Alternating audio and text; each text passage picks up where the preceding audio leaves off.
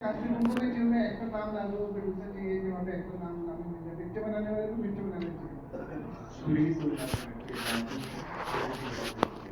Wow, I hope you are making sense and I hope जो बोल रहा है उस बिलीव करते हैं। No, sir, I am writing a script right now, and if anyone wants to connect after this session, I would love to talk to you. अपना phone number बोल देना, दोस्त ले लेंगे। नंबर तो बोल दे, डर क्यों है? बोल दे। मौका देके चौका मार। 97114056. अभी वीडियो डाल देने का सब देगा। ये लगा सिक्सर।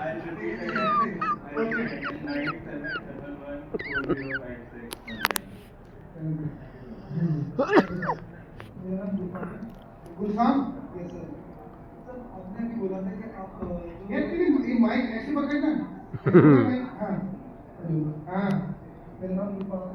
मेरे को ये पूछना है कि आपने बताया कि जो एक्टर है वो रेगुलरली ऐसी बात होगी जिससे जो मतलब कुछ कर सकते हैं। अगर कोई डीओपी या डायरेक्टर होगा उसको मुंबई जाना जरूरी है या नहीं? बेटा, किसको जाना जरूरी है? मुंबई जाना तो काम के लिए आपको काम आना चाहिए। यहाँ बैठे लोग सीख कर सकते हो, अपना प्रोफाइल दे सकते हो, लोगों से कनेक्ट कर सकते हो। आज के टाइम में भी ईमेल्स है, सोशल मीडिया है, अब कहाँ जाना पड़ता है? कहीं जाना पड़ता है। मतलब कोई असिस्ट करना चाहता है जैसे असिस्ट करने के लिए भी यहाँ पर भी बहुत सारी चीज़ें बनती है। यहाँ पे शोज बनते हैं, यहाँ पे डायरेक्शन बहुत काफ़ी सारा बनता है, तो यहाँ से भी शुरू। ऐसा नहीं कि यहाँ नोएडा में कितना सारा काम हो रहा है, यहाँ पे बहुत बनते हैं। कितने एक्शन बनती है, कितने शोज बनते हैं।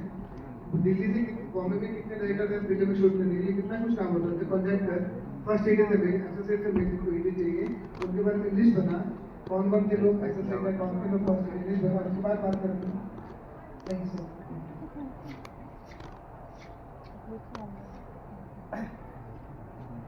Hello sir. अरे ऊपर में कुर्सी डाल दो उनको यार।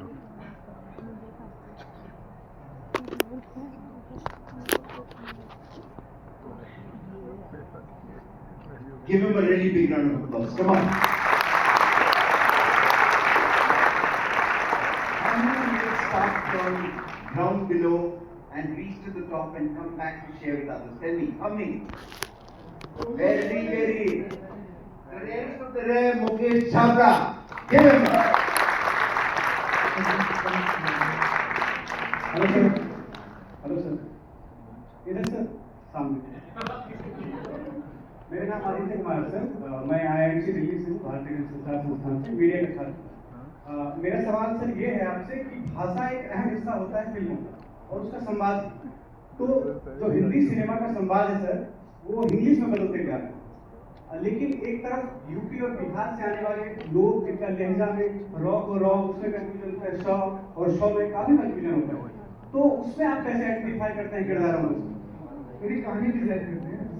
अरे रखिए ना फोन बैग कि मैं मेरे लिए सारी भाषा बहुत इम्पोर्टेंट है। अगर मैं स्कैन कर रहा हूँ तो गुजराती टच भी बहुत इम्पोर्टेंट है।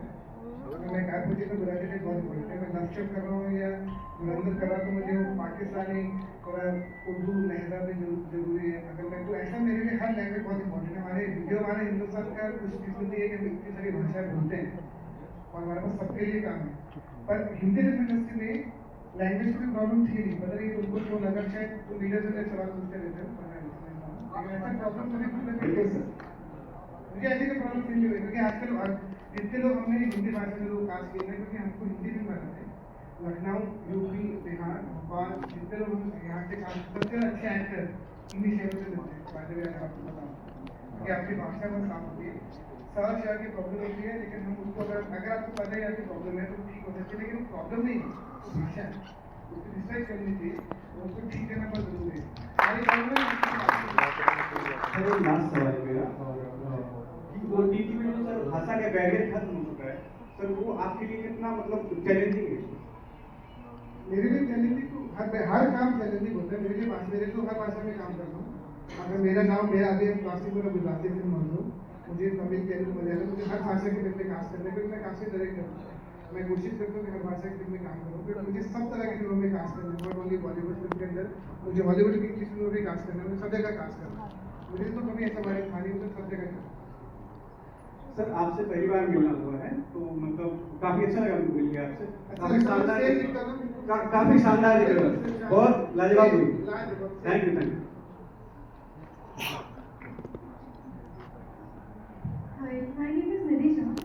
बहुत इम्पोर्टेंट क्वेश्चन है आपसे कि मतलब बाकी सब इम्पोर्टेंट नहीं थे नहीं सर, सबका क्वेश्चन है मेरे अकॉर्डिंग ये क्वेश्चन मेरे लिए इम्पोर्टेंट कि आपकी जो जर्नी स्टार्ट हुई थी, तो ऐसा क्या पॉइंट था या ऐसा क्या मोटिव था आपके लिए कि आपने कास्टिंग में स्टार्ट किया था?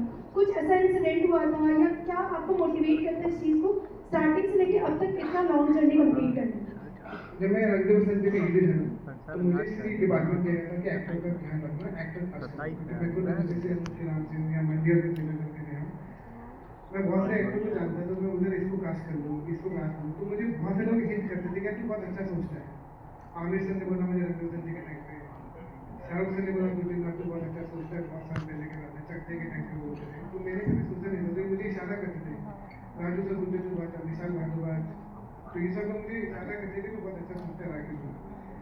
तो धीरे धीरे मुझे लगा कि ये जॉब जो है हिंदुस्तान में, ये जॉब को कोई सीरियस नहीं लेना, तो ना मैं जॉब को करने की कोशिश करता हूँ। तो मुझे उसके बाद एक फिल्म में और काम करने का मौका मिला, जब वहाँ पे मैं कास्टिंग की सवाल करता एज एन एडी, लेकिन मेरा काम इतना होता था कि कास्टिंग एडी लिखा था, जैसे कॉस्ट्यूम एडी होता है, कैमरामैन का एडी होता है, प्रोडक्शन एडी होता है, तो मैं कास्टिंग एडी। तो धीरे धीरे मुझे लगा कि अब थोड़ा फुल फ्लैश काम पे थोड़ा ध्यान देता, तो मुझे कुछ लोगों ने सिर्फ कास्टिंग ही बुलाना शुरू किया, चाहे वो नवाज हो, चिंटू जी, अमन हो, तो इससे मुझे सिर्फ कास्टिंग ही बुलाना शुरू किया कि तू सिर्फ कास्टिंग संभाल। लेकिन तब मैं बहुत छोटे रोल कास्ट करता था, एक ड्राइवर, एक बहन, एक भाभी, एक छोटा बच्चा। मुझे लगा इससे और ऊपर करना है कुछ, और बड़ा काम करना है। तो वहाँ से ये रास्ता बना कि मुझे फिर मेरे लोगों ने बोला कि जॉब हिंदुस्तान में कोई भी फील्ड से नहीं लेना है, why don't you take it seriously. मैंने जॉब को सिस्टमाइज करने के लिए तो मैंने वहाँ से खुद किया, उसके बाद पूरा गेम चेंज हो गया। मैं लोगों समझ में आया कि मैंने कंपनी खोली अपने दोस्तों के साथ, जो बॉम्बे में मेरे रूममेट के जो काम की तलाश में थे उसको मेरे साथ जोड़ा और एक कंपनी फॉर्म करी, वहाँ से सिलसिला शुरू हुआ। अभी देखता हूँ कि कितने लोगों की स्टेज में काम सिलेक्ट होती है, मुझे बड़ी खुशी होता है। जब आपने स्टार्ट किया था, तो स्टार्टिंग में किसी भी चीज़ को स्टार्ट करते वक्त अगर हमें थोड़ा सा भी लगता है ना कि ये चीज़ नहीं हो रही, तो हम एक तरफ बैक लेने की कोशिश करते हैं कि नहीं हो रहा, छोड़ देंगे। तो ये थोड़ा आपके माइंड में कभी आया था जब आपने ये जर्नी स्टार्ट किया? बॉम्बे में ना हर आदमी को डर तो हर बंदे को रहता है। एक्टर को लगता है कि मैं आज छोड़ के चला जाता हूँ, डायरेक्टर लगता है मेरी पिक्चर नहीं बन गई, डायरेक्टर बोलता है मैं कब से पिक्चर पिच कर रहा हूँ, यूट्यूब लगता है मैंने अच्छा और शूट करना है, तो सबको ये थॉट आता है। आइडिया ये है जो एक थॉट के साथ लड़ लेगा और शायद में टिक जाएगा, वो बन जाएगा। आपको टिके रहना अपने थॉट पे, अपने बिलीफ पे। अगर आपने मूवमेंट डिसाइड किया अब नहीं हो रहा, मुझे वापस जाना है, तो आपको लगे रहना, टिके रहना। अब जाके लोगों को समझ में आता है, किसी को बहुत कम लोगों को मालूम है कि 2001 में कास्टिंग शुरू हुई थी, 2026 चल रहा है, 25 साल हो गए, लोग अब जानते हैं।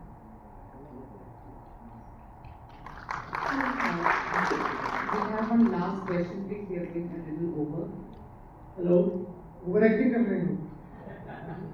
सर, दिस साइड आपने तो 3 सवाल पूछे थे सर। फिर से आ गया।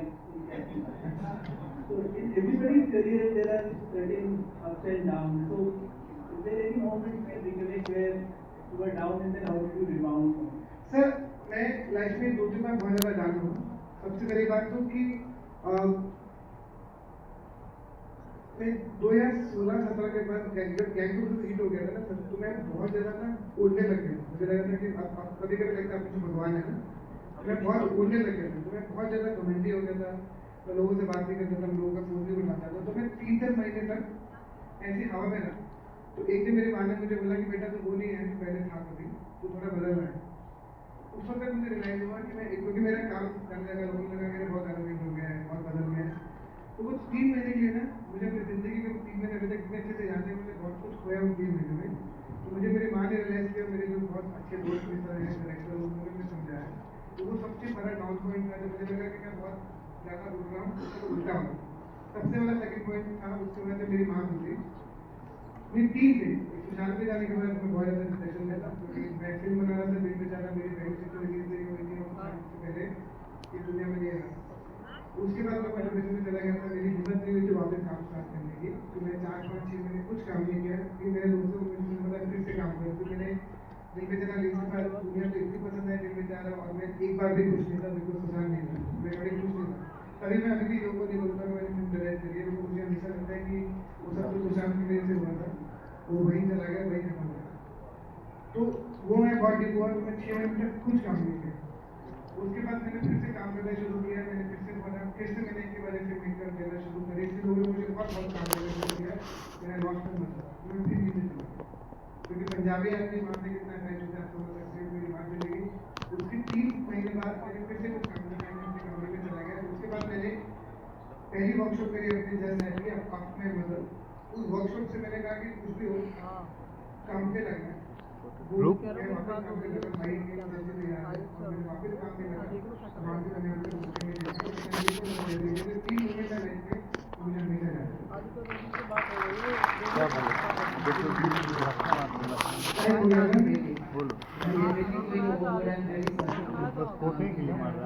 बोलो लास्ट सवाल पूछना मेरा कि मैं लास्ट में लाइन बोलूंगा हम चलेंगे।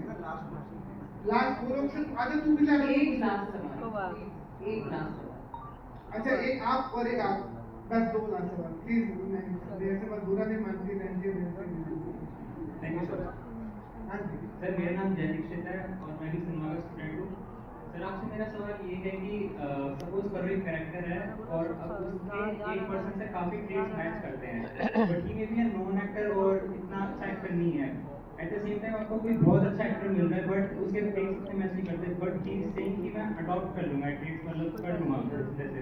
तो सर आपकी प्रायोरिटी क्या होगी इसको सिलेक्ट करने की? जो मेरा कैरेक्टर नजदीक है ना, मुझे ये समझना पड़ेगा जो वो नजदीक है वो डायरेक्ट करने लायक है कि नहीं। कई बार एक्टर कास्ट वाले को मैं आगे से एक्टिंग कभी नहीं, मैंने बच्चे होते हैं मैंने एक्टिंग नहीं हाँ करी। ठीक है। अगर हाँ आप मैं इंग्लिश को करेक्ट ज़्यादा है कोई तो डायरेक्ट करना मालूम है उसको कास्ट करना और वो करेक्ट होना चाहिए रोल के लिए। लेकिन वो उस रोल के लिए करेक्ट होना चाहिए। में आप देखोगे ना आधे लड़के रियल एक्टर है आपकी हॉस्पिटल ले रहे हैं, लेकिन वो इतनी करेक्ट थी कि उनसे एक्टिंग करानी। कई बार ऐसा होता है कि आप करवा सकते हो, आप डायरेक्ट करने लगे कोई ना कोई हमारा ये जैसे धुरंधर में भी आपने रिजवान के लिए उनको खास किया, मुस्तफा को। उनके ट्रेनर था रणवीर का। हाँ भाई उनकी केमिस्ट्री बहुत अच्छी थी, आपको कुछ नहीं खास लगा? उनकी केमिस्ट्री बहुत अच्छी थी, वो दोनों ऐसे खुल के बात करते थे और एक दूसरे कंफर्टेबल है। तो मैंने सोचा था एक बार ऑफिस में आके कैमरा के सामने टेस्ट करेंगे। रजत ने जब बोला मैंने कहा अच्छा आइडिया है, तो मुझे देखने में लगा कैमरे के सामने वो कैसे करते हैं। तो ऑफिस में आया, फिर पंकज दिया सब लोग टेस्ट किया, उसने बहुत डिसेंट टेस्ट दिया था। उन्होंने इससे अच्छे से करवा सकते हैं और फिर बाद में जो किया फिर मैं अब तो इतने इंटरव्यू दे रहा है मैं डर गया और फिर मेरे को देख लिया। जी लास्ट सवाल पूछो फिर खत्म करता हूँ। माइक दे दीजिए भाई फटाफट से लास्ट सवाल।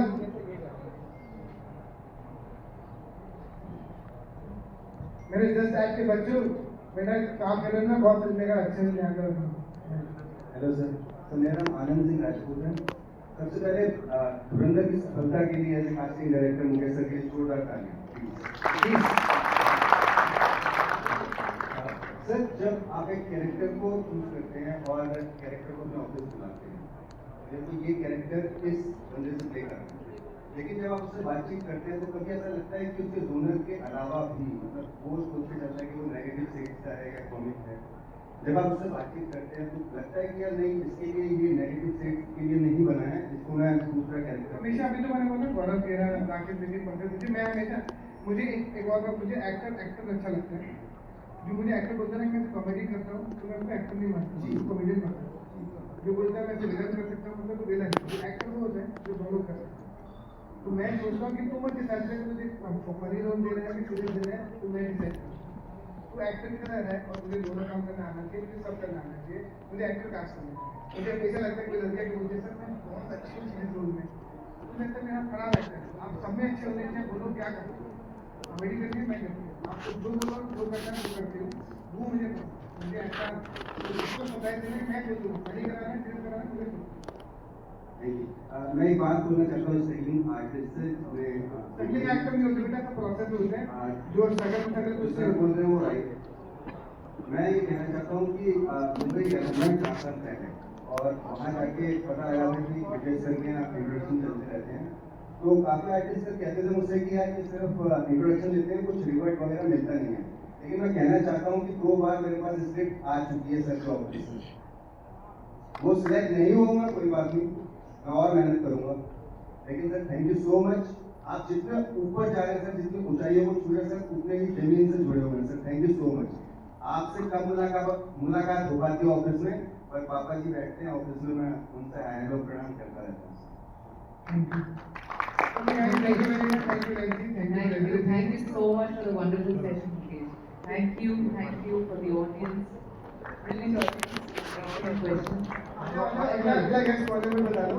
मैं इसी एक बात आपको बोलना चाहता हूँ कि दोस्त काम हो या ना हो ऐसे होने के लाने में खुश रहना प्रोसेस में बहुत डिफिकल्ट लाइन है। अगर आपके सैड होकर काम हो रहा है ना बेटा फिल्म मेकर ऐसे हो बेटा इंस्टाग्राम बाद में छोड़ दियो बाद में पोस्ट कर दियो। अगर तो खुशी खुशी फिल्म बिजनेस में नहीं रहने का ना तो बताना कोई और काम कर देना कि ऑलरेडी सक्सेसफुल बिजनेस है।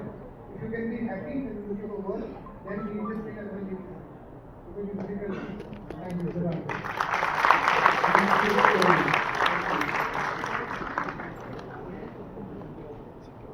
Okay, wait. नेक्स्ट कौन है?